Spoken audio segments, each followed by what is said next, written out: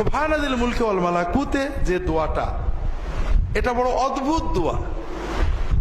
হাদিস কোরআনে কোথাও এই দোয়াটাই নেই, তারাবির সাথে তো নেই, মূলেই এই দোয়াটা নেই। কথাগুলো খারাপ কিছু না, কোরআন হাদিসের বিভিন্ন শব্দ নিয়ে বানানো।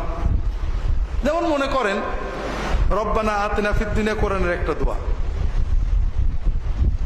রাব্বিগফিরলি ওয়া তুব আলাইয়া হাদিসের একটা দোয়া।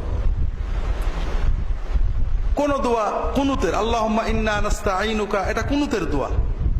রাব্বিগ আল্লাহুম্মা ইহদিনি ফিমান হাদাইত, এটা কুনুতের দোয়া।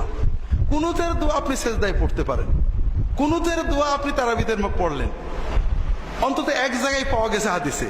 তারাবির দোয়া যেটা পড়ি হাদিসের কোথাও নেই, না কুনুতে না এমনি সকালে রাত্রে বিকেলে কোনো জায়গায় এই দোয়াটা নেই। 2 নম্বর হলো তারাবির সাথে তো এর কোনো সম্পর্ক নেই।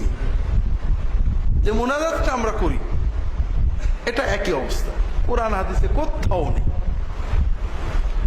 এজন্য এই দোয়াগুলো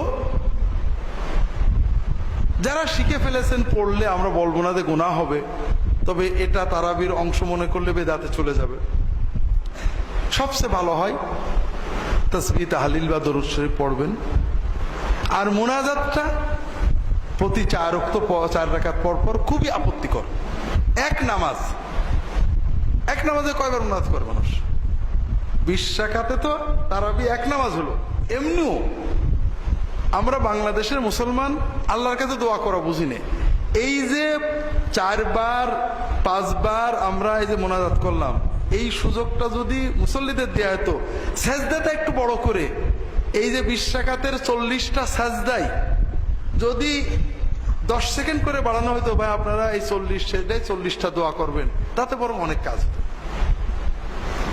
40টা সেজদায় রব্বির হামহুমা আল্লাহুম্মা আইন্নি আলা যিকরিকা ওয়া শুকরিকা রাব্বিগফিরলি রব্বানা আতিনা ফিদ দুনিয়া, যদি সুবহানা রাব্বিয়াল আলা 3 বার পড়ার পরে 10টা সেকেন্ড 15টা সেকেন্ড সময় দেয়া হতো, ইমাম সাহেব একটা দোয়া পড়তেন, মুক্তাদিরাও একটা দোয়া পড়তো, তাহলে এই যে না বুঝে কিছুই না বুঝে শুধু হাত মুখ ডলার চেয়ে অনেক বেশি কাজ হতো।